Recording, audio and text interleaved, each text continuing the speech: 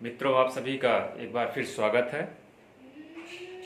आज की कक्षा में हम लोग देखेंगे कि घर्षण या घर्षण बल जो है वो क्या होता है, हमारे दैनिक जीवन में इसका कहाँ तक यूज है या हम कहाँ तक इसका प्रयोग कर रहे हैं, या हमारे दैनिक जीवन में इसकी क्या उपयोगिता है, इसके बारे में आज अध्ययन करेंगे।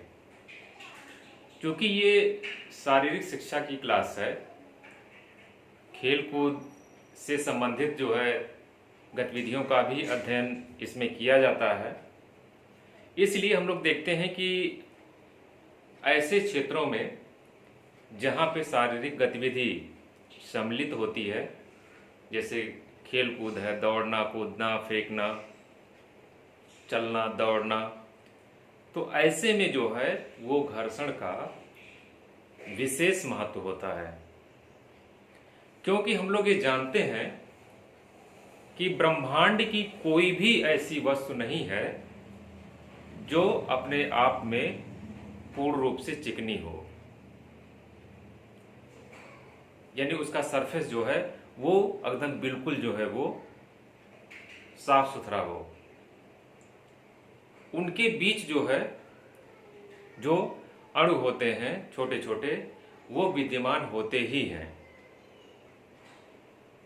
तो घर्षण क्या करता है कि जब दो पिंड जो है कार्य कर रहे होते हैं, या दो पिंड के सतह एक दूसरे पे कार्य कर रहे होते हैं। सपोज दैट, मान लीजिए दो पिंड है, एक ये हो गया एक ये हो गया और ये है, और इसको अगर हमको ये इस तरह से स्लाइड करना है, मान लीजिए सरकाना है इस तरह से, तो देखिए इन दोनों सतहों के बीच में निश्चित रूप से एक बल कार्य कर रहा है ना। जैसे इसको सरकने में जो है वो उसका विरोध कर रहा है। तो सरकने में जो ये बल इन दोनों सतहों के बीच में विरोध का कार्य कर रहा है, उसे ही हम लोग घर्षण बल कहते हैं। यानी जो पिंड के सरकने में या वस्तु के सरकने में उसका विरोध करता है, वही जो है वो घर्षण बल कहलाता है। हम लोग देखें कि जैसे दो सरफेस हो, जैसे मान लीजिए एक खूब शीशे की सरफेस हो और एक जो है वो लकड़ी की सरफेस हो, या मान लीजिए एक जमीन पे हो, और बाल को उस पर अगर हम लोग लुढ़का देते हैं तो कौन से सरफेस पे बॉल जल्दी रुकेगी? जमीन वाले सरफेस पे जल्दी रुकेगी, क्योंकि वहां पे घर्षण जो है वो शीशे वाले सरफेस की अपेक्षा ज्यादा है। यानी शीशे की सतह देखें तो वो ज्यादा चिकनी है, अर्थात वहां पे घर्षण जो है वो कम है, और जमीन खुरदुरी है, इसलिए जो है वहां पे बॉल जो है वो जल्दी जाकर रुक जाएगी, और जो शीशे की सतह है वहां पे देर जाके रुकेगी। हम लोग न्यूटन का जो फर्स्ट नियम है उसके तहत भी अगर देखें, जो त्वरण का नियम है कि वस्तु जो है वो गतिशील है तो गतिशील अवस्था में रहेगी, और स्थिर है तो स्थिर अवस्था में ही रहेगी। तो अगर उस पे उस सरफेस का गुरुत्वाकर्षण का, एयर रेजिस्टेंस का यानी वायु प्रतिरोध का, अगर उस बॉल पे प्रेशर ना पड़ता, दबाव ना पड़ता या बल ना पड़ता, तो वो धीरे धीरे जो है बॉल मतलब वो मूवमेंट करती रहती। लेकिन उस पे हम लोग देखते हैं कि इस तरह से उस पे गति विरोधी बल कार्य करते हैं, जो उसकी गति का विरोध करते हैं। इसे ही हम लोग घर्षण बल कहते हैं। हम लोग दैनिक जीवन में किसी भी चीज को देखें, जैसे हम लोग अगर चल रहे हैं तो अगर सरफेस देखिए चिकना है तो वहां क्या होता है, पैर हमारा स्लिप कर जाता है या स्लिप करने लगता है।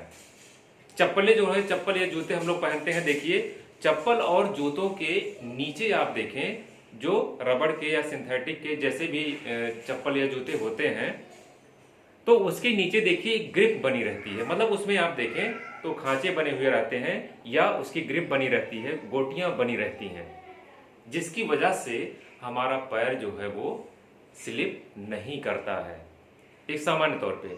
अभी और उदाहरण हम लोग देखें कि जैसे हम लोग बहुत सारे ऐसे एग्जाम्पल से जो है वो वाकिफ हैं कि बहुत सारे लोग टॉयलेट में या बाथरूम में गिर के अपनी जो है वो रिब्स को, यानी सॉरी रिब्स नहीं, ये जो कमर की हड्डी है उसको तोड़वा चुके हैं, मेरुदंड को जो है वो तोड़वा चुके हैं।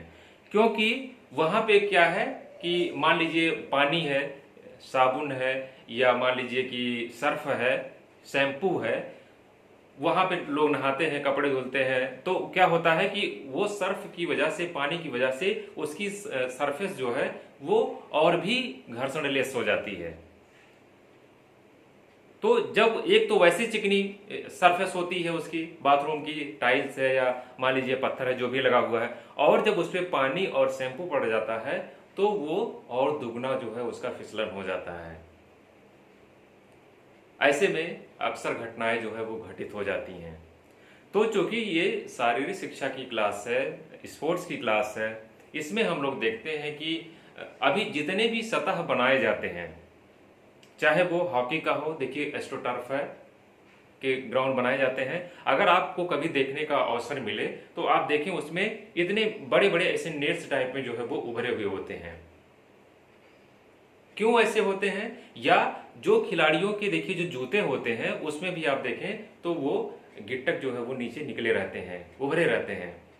उससे क्या होता है कि उससे उनका घर्षण जो है वो बढ़ जाता है, यानी कि उनका पैर जल्दी वो स्लिप नहीं करता है। अदरवाइज देखें आप, खिलाड़ी जो है वो लगभग 90 डिग्री तक वो मुड़ जाता है, लेफ्ट राइट या आगे की ओर, लेकिन वो गिरता नहीं है, क्योंकि अगर वही फर्श जो है अगर वो चिकनी होती तो वो गिर जाता और उसका हाथ पैर टूट जाता, लेकिन ऐसा नहीं होता है।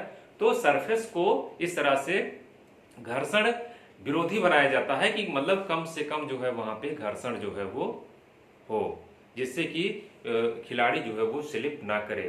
आप सिंथेटिक ट्रैक को, सिंडर या सिंथेटिक ट्रैक को आप देख लीजिए, वहां पे भी जो है वो दाने लगे हुए होते हैं, जिससे कि एथलीट जो है वो तेजी से दौड़ सकता है। आप देखें जूतों, उनके स्पाइक्स जो छोटी दूरी की दौड़े हैं उसमें आप देखें 100 मीटर, 200 मीटर, 400 मीटर या हर्डल रेसेस में वो स्पाइक्स पहन के जो है एथलीट दौड़ता है।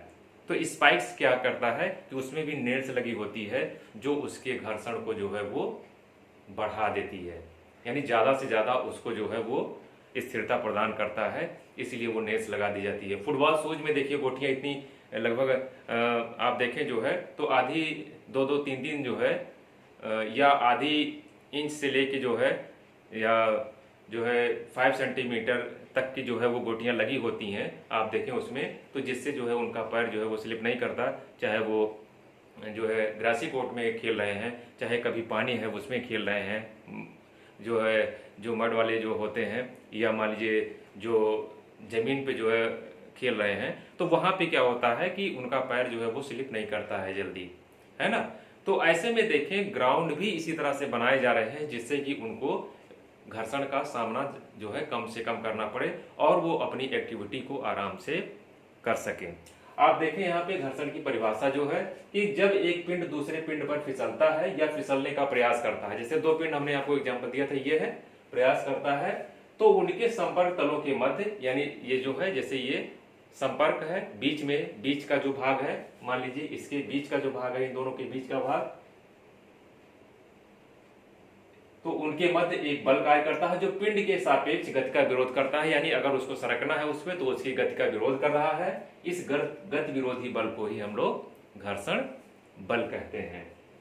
तो इस तरह से हम लोग देखते हैं कि ये इसकी परिभाषाएं हैं। और घर्षण के 2 प्रकार हैं, एक है स्थैतिक घर्षण और दूसरा है गति घर्षण। स्थैतिक घर्षण जो जब 2 पिंड जो है एक सतह पे गति करते हैं और उनकी गति में कोई परिवर्तन नहीं होता है या उसकी गति का जो है वो विरोध करते हैं, तो ऐसे घर्षण जो है वो स्थैतिक घर्षण कहलाते हैं। और दूसरा है गतिक घर्षण। गतिक घर्षण में क्या होता है, जब दोनों पिंड जो है एक सतह पे गति करते हैं और वो उस गति को करने में सफल हो जाते हैं, तो ये गतिक घर्षण कहलाता है। घर्षण के कार्य क्या है? घर्षण के कार्य यही है कि हमको चलने फिरने में सुविधा होती है, दौड़ने कूदने में सुविधा होती है। अगर घर्षण ना हो, है ना, अगर घर्षण कम हो जाए तो इसमें जो है हमको किसी भी कार्य को करने में जो है समस्या होने लगती है। इसलिए घर्षण का होना जो है, घर्षण कम से कम होना जो है वो जरूरी है, क्योंकि हम लोग जानते हैं कि कोई भी वस्तु जो है वो पूरी तरह से जो है वो जो है कह लीजिए कि, या कोई भी पिंड जो है वो पूरी तरह से जो है वो चिकना नहीं है, उसमें कुछ न कुछ जो है वो अणु जो है छोटे छोटे वो विद्यमान रहते हैं, जिससे वो एक दूसरे की सतह पे जब आते हैं तो एक दूसरे की गतियों का जो है वो विरोध करते हैं, तो हमको किसी भी कार्य को करने में सक्षम बनाते हैं, जिससे कि हम लोग कर पाते हैं। उसके बाद घर्षण बल से हानि क्या है? घर्षण से हम लोग देखते हैं कि जो मशीनों के कल पुर्जे होते हैं वो जल्दी ही खिंच जाते हैं, है ना। जैसे जूते हम लोग देखिए, जब हम लोग चलते हैं, जमीन पर चलते हैं, फर्श पे चलते हैं, तो आप देखें जो है कि जो सतह के ज्यादा संपर्क में रहता है वो देखिए वहां पे वो सतह जो है वो घिस जाती है। इसी तरह से उनकी क्षमता में भी कमी आती है। धीरे धीरे आप देखें जो है तो मशीनों के जब कल पुर्जे जो है वो घिस जाते हैं तो उनकी क्षमता में भी कमी आती है। जैसे टायर हैं, आप देखें जो है, चाहे साइकिल के हो, चाहे मोटरसाइकिल के हो, चाहे कार के हो, चाहे बस के हो, धीरे धीरे जो है क्योंकि सड़क और उनके मध्य जो है वो घर्षण चलता रहता है, जिसकी वजह से उनकी क्षमता में एक दिन कमी आ जाती है, उनका पंचर हो जाना, उनका ब्रस्ट हो जाना इसका उदाहरण है। इसी तरह से ऊष्मा के रूप में हानि होती है कि जब उनके कल पुर्जे घिसने लगते हैं तो उसकी ऊर्जा को मेंटेन करने में जो ऊर्जा दी जाती है वो काफी हद तक जो है वो ऊष्मा के रूप में परिवर्तित होकर जो है वो खत्म हो जाती है। यानी कि जब जो है, जैसे टायर का ही एग्जांपल हम लोग ले लें किसी गाड़ी का, जब टायर घिस जाते हैं तो वो उतनी स्पीड से हम लोग गाड़ी को नहीं चला पाते हैं, या वो स्लिप करने लगते हैं। जिससे क्या होता है, जैसे मान लीजिए कहीं अभी मिट्टी का सरफेस हो, यानी वहां पे धूल का सरफेस हो, या मान लीजिए गीला सरफेस है, तो वहां पे हमारी पहिया जो है वो जल्दी स्लिप करने लगती है। जिससे क्या होता है कि वहां पे हमारी मशीन की ऊर्जा तो हानि हो रही है, लेकिन वो क्या है कि हमारा कार्य नहीं हो पा रहा है, यानी कि वहां पे ऊष्मा के रूप में जो ऊर्जा है वो बेकार चली जा रही है। इस तरह से हम लोग देखें घर्षण बल से लाभ क्या है, हमको चलने में, दौड़ने में, कूदने में जो है वो सुविधा मिलती है। इसी तरह से भोजन को चबाने में भी आसानी होती है, सुविधा होती है।